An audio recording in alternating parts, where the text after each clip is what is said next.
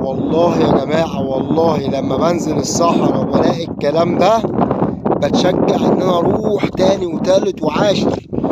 لما تلاقي حتة كرنيلي بالجمال ده باينة اساسا من غير ما ارش عليها مية ولا اي حاجة، ترش بقى عليها مية ما شاء الله عليها، وتيجي ترفعها بالشمس تلاقيها مصورة من الداخل، تلاقي نزولك الجبل بقى ليه قيمة.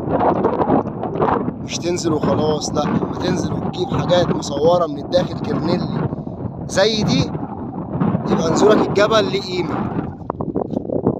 يلا يا باشا، يلا بينا. الجملة يا جماعة أنا هغيرها، بدل البحث عن الأحجار الكريمة البحث عن الجمال.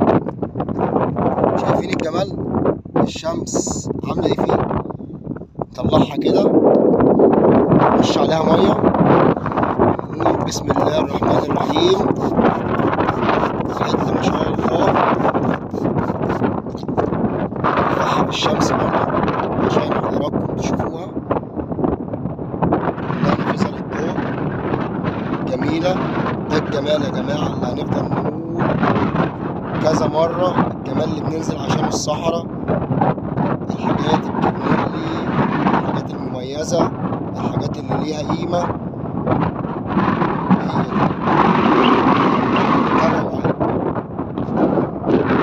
الحتة دي يا جماعة لقيتها ورشيتها مية، أفرجها لحضراتكم. شايفين في وقت الغروب منورة أحمر بالكامل ما شاء الله عليها وعلى اللي حواليها.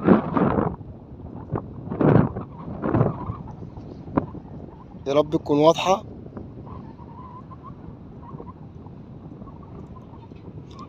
يلا بينا نكمل.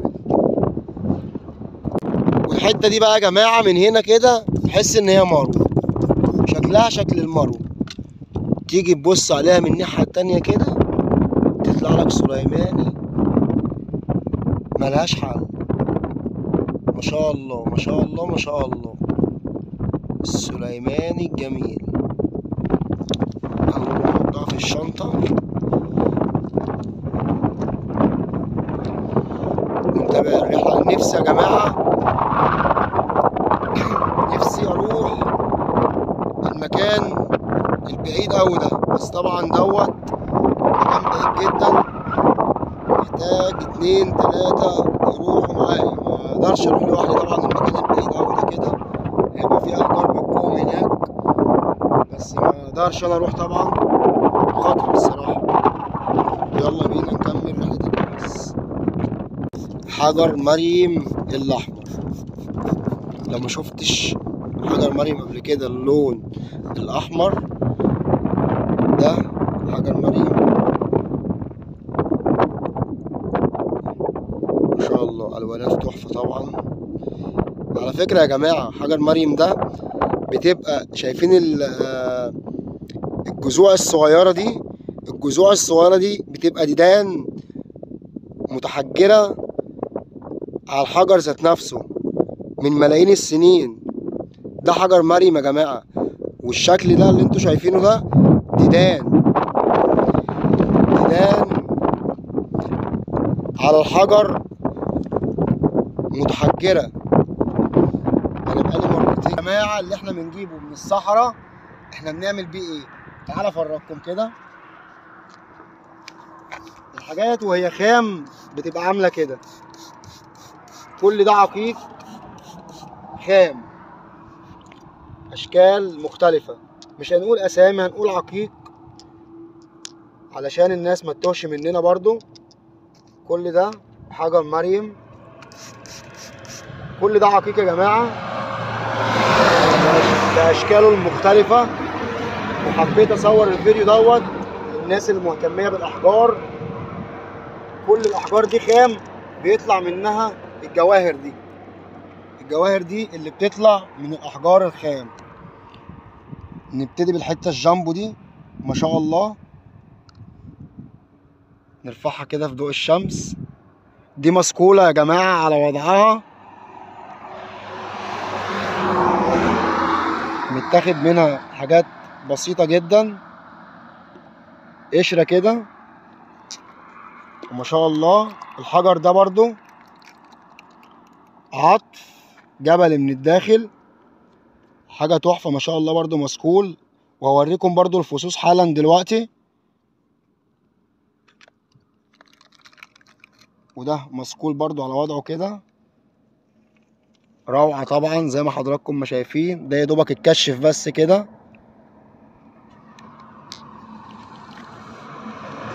وده حجر معتم مسكول. نيجي نبدأ معاكم مثلا بالفص الداودي التحفة ده.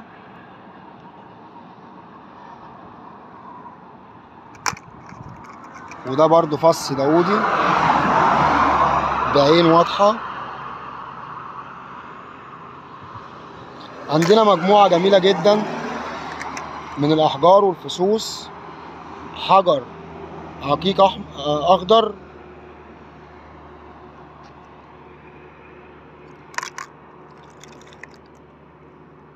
سليماني يا جماعة اهو. السليماني اللي احنا بنفضل نقول سليماني سليماني، ده السليماني اللي بيطلع من الأحجار الخام. شايفين جمال الفص يا جماعة؟ طبعا على مقاس الخاتم اللي يبقى في ايديك بنقدر نعمل لك الفص على مقاس الخاتم بالظبط. حتة نادرة ما شاء الله من العقيق الكرنيلي، مصورة.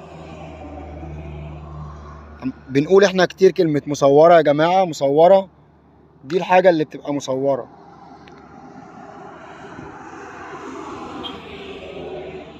شايفين يا جماعة اهي.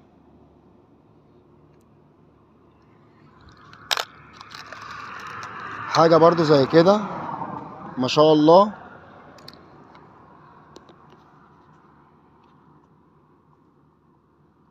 ولظهر الفص الاتنين احلى من بعض. ونيجي بقى للدخاني اللي مش عاجب حد. قبل ما اوريكم الدخاني هوريكم الفص ده التحفة ده ما شاء الله عليه.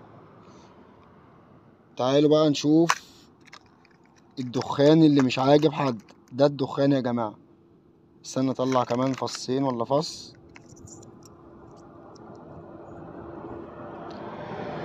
ده الدخاني، الحجر الدخاني، روعة طبعا. وعندنا مجموعة طبعا جميلة. شايفين الحجر ده يا جماعة؟ فص خاتم مميز ما شاء الله. فيا جماعة الناس اللي بتقول زلط، ده هو زلط بس عقيق زلطي، عقيق زلطي. ده سليماني برضو ما شاء الله.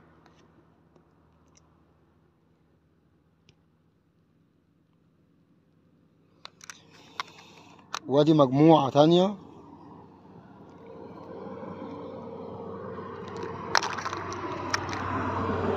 عندنا برضو شفة العبد، كذا فص شفة العبد طبعا تحت الإضاءة يا جماعة. زي ما وريت لحضراتكم في الفيديوهات السابقة، الأحجار شفة العبد بتبقى تحت الإضاءة بتبقى أحمر بالكامل.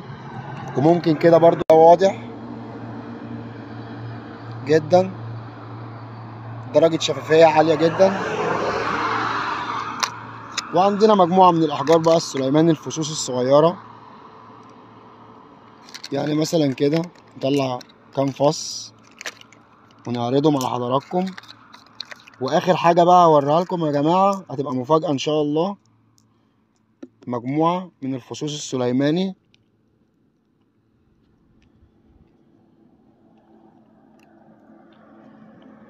تحفة. وهوريكم بقى حجر السترين المميز، السترين المصري يا جماعة، السترين المصري.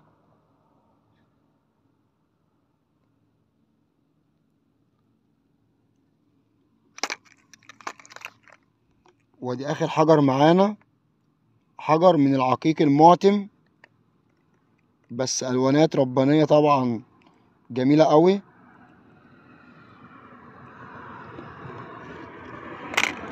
واشوفكم على خير ان شاء الله في مجموعه احجار احسن واحسن من قلب الصحراء بنطلعها بايدينا يا جماعه.